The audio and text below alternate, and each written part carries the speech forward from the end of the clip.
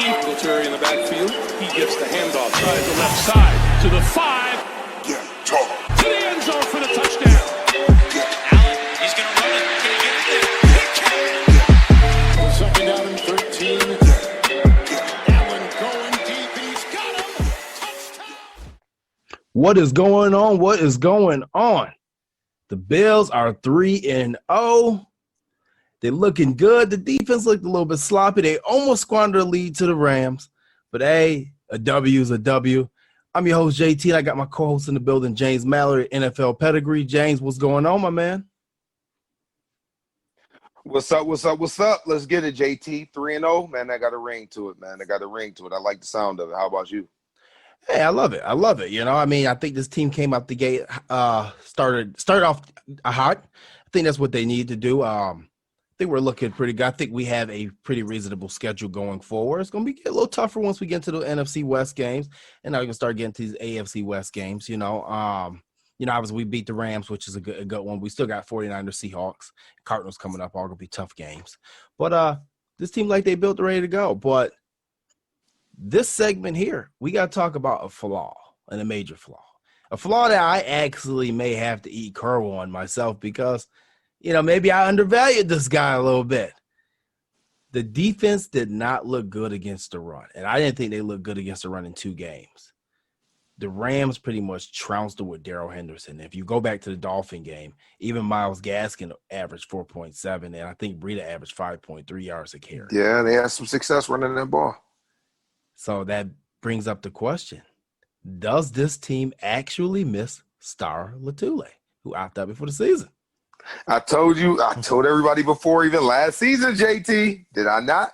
I told them, I'm like, hey, just because he's not recording stats and it's not the flashy plays he's making, that guy had a great impact on our defense, man. And I used to tell people that all the time when they would knock him. He was a very, very, very important part to our run defense. And I look at the game a little bit different. I look at it from a player's standpoint, and not, an observer and an outside person. I look at it as if I'm watching it as a running back. And a guy like that is a nuisance. He's not going to, blow the play up in the backfield. He's not Aaron Donald, obviously. But he's going to be a guy that's always going to be in this gap, and he's going to occupy 2 people. So any cutback lane to where he's supposed to be is a wrap. It's not going to be there. He's reliable. He's a big dude, and he's usually firm in that run game. And that's extremely important. That's something that the regular fan kind of overlook, man, to be honest with you. Well, tell me why he occupies 2 people. Is it just his size? Is it his technique? Is it his strength? Why does he occupy 2 people? And because he's not there right now and he's not occupying 2 people, just kind of explain the difference to me of maybe what's the difference between him and Vernon Butler, who's actually getting the start right now, and how that affects specifically Tremaine Edmonds. It's his base.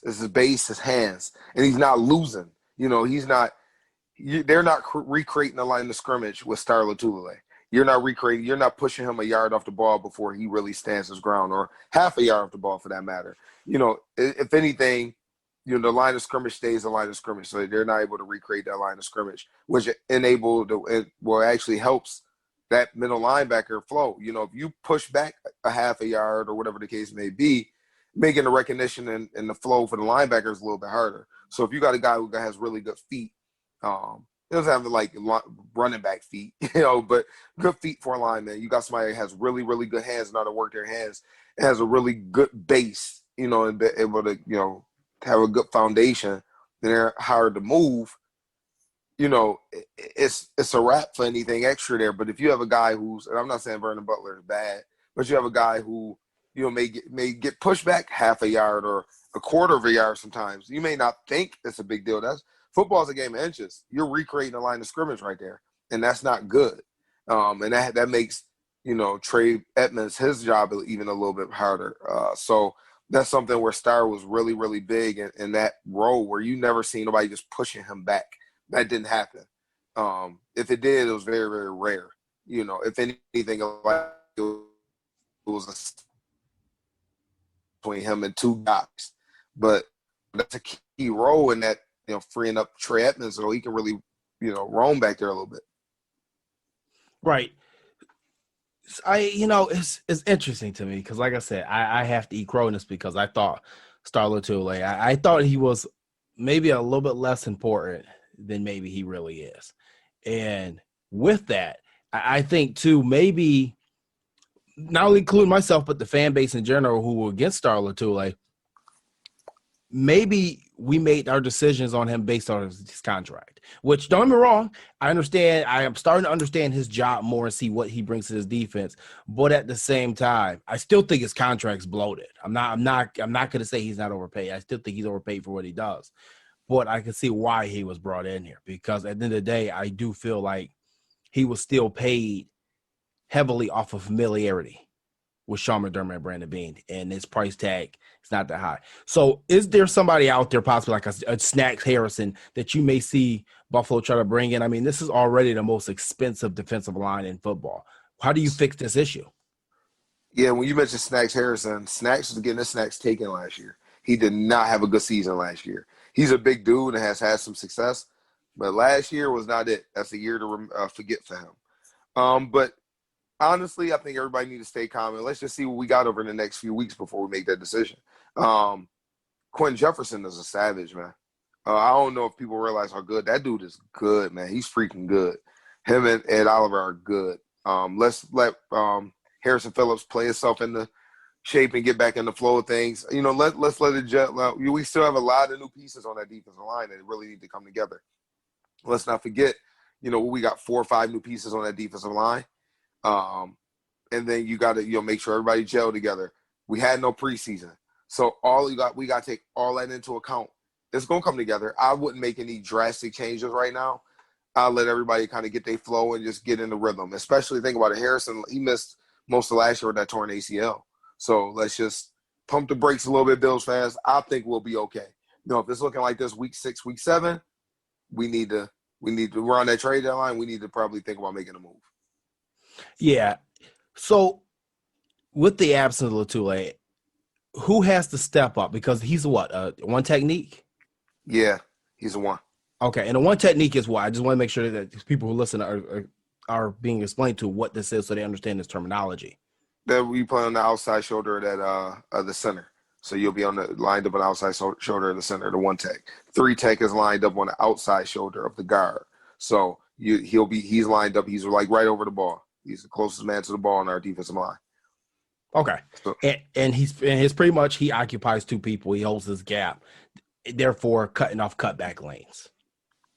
Potentially, yes. Potentially, depending on what the job is on the defense that is called. But yeah, in the gap scheme defense, he's responsible for a certain gap, and his job is to occupy that gap. If he is getting blocked by one man consistently, then that is kind of a problem. You want to kind of get to catch the eye, gain the attention of 2 people if you can for some point in time during that play before, that guard either chips off and go to that next level or whatever the case may be. So you do want to occupy 2 people at some point in time during each play.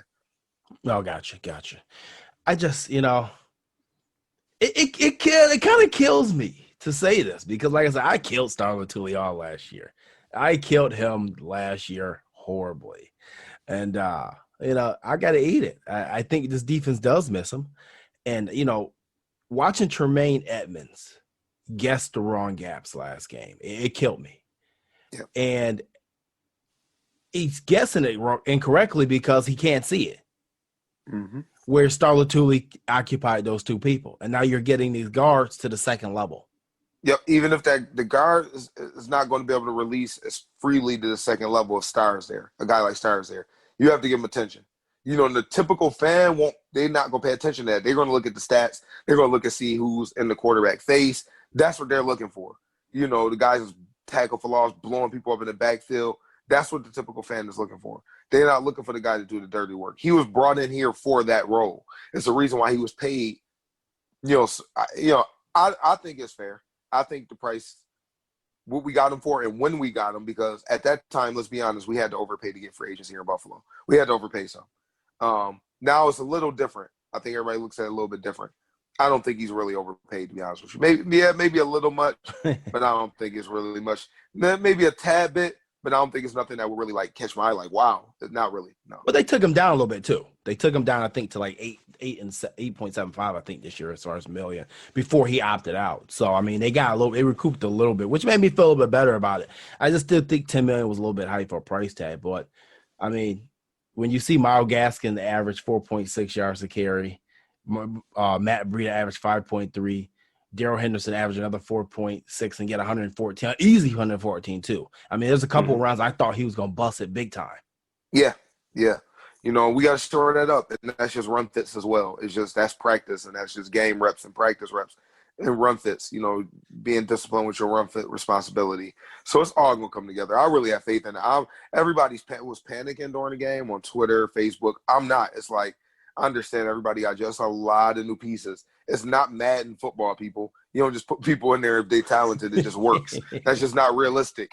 You know, where he's talking about real live human beings where you have to gel, you have to mesh together, and you have to take your time and let it sort itself out. Especially Trey Edmonds missed the game and Milano missed the game. So that's a game of chemistry. So just be patient. I think it all comes together. Yeah, and speaking of Madden, you know, let's let Frazier dial some nano blitzes and get 18 sacks in a game. You know, speaking of Madden, that's how we play, right? But no, I mean, I guess the general consensus is, I mean, we do miss Star Lotulelei. I mean, maybe we just underappreciated the guy and appreciate what he brought to the game. And Star, I may have to sign. You know, we got a Josh Allen apology form floating around social media. We may have to get a Star Lotulelei apology form floating around social media now because, geez, we miss him a little bit. But hopefully they get together. You know, I'm going to be eyeing Vernon Butler to step up in this absence to really, you know, kind of do this job. I mean, Vernon Butler is getting paid a lot more than I think he should be getting paid to. You know, back to the salary thing. I know, but, you know, he's getting paid like $7 million to do this job. Is that what we paying Vernon Butler? I believe so. I believe it's like 7.5, something around there. So he is starting and not Quentin Jefferson. Yeah, Jefferson's not starting. I mean, you know, obviously we run a heavy rotation. Yeah. Vernon Butler is your starting D tackle on the other side with Ed Oliver. And I believe your second unit coming in is Harrison Phillips and Quentin Jefferson. Okay. But I like Jefferson balling, man. He's balling. I love Jefferson. I mean, you can move him all around this defensive line. Every position you can move around. I mean, and I think he's been getting a lot of push on the pocket. I'm just surprised we're not gaining more sacks from these defensive ends because I don't think these defensive ends are getting loose from their blockers, to be honest with you, besides Mario Addison. Yeah. So we got to get something cooking there on them ends. Yeah, got to get something cooking on them ends. You're right. But, hey, James, this was another segment of the Bills Yak podcast. I mean, obviously we've talked about Star Lotulelei. I've had to apologize to our guy, big man number 98. You know, hopefully he's doing well and his family is doing well during this COVID season after opting out. And James broke it down for y'all today. A little bit. But I've always been a big fan of Star. It's like I just knew people we had talked about it in the past. People just didn't really appreciate and see, which I get it. They didn't see and understand how important he was to the defense. Right. So, hey, hopefully the team get together. We got to stop the run because, like I said, we got a big matchup coming in the Raiders and Josh Jacobs. And their receiver core is hurt, so they come in with a heavy dose of running. If we can't stop it, it's going to be a long day there in Vegas. Absolutely. So, man, guys, this is an episode of the Bills Yak Podcast. I'm your host, JT, with my co-host, James Mallory, NFL Pedigree. And we broke down Star Lotulelei for you and why we miss him. And we'll catch you on the next episode. Make sure that you're following us on Spotify, iTunes, Apple Podcasts, Google Podcasts, any podcast network that you can find. Make sure you follow us on YouTube at Cold Front Report and on Facebook. And make sure on Facebook you're liking our personal page for this show, the Bills Yak Podcast. Other than that, we're out of here. We out. The Buffalo Bills who meant Blocked by Singletary, and it's caught for a touchdown. Cole Beasley. Here they come. Down he goes. Corkscrewed in by the rookie Ed Oliver. Singletary in the backfield. He gets the handoff. Tries the left side to the 5.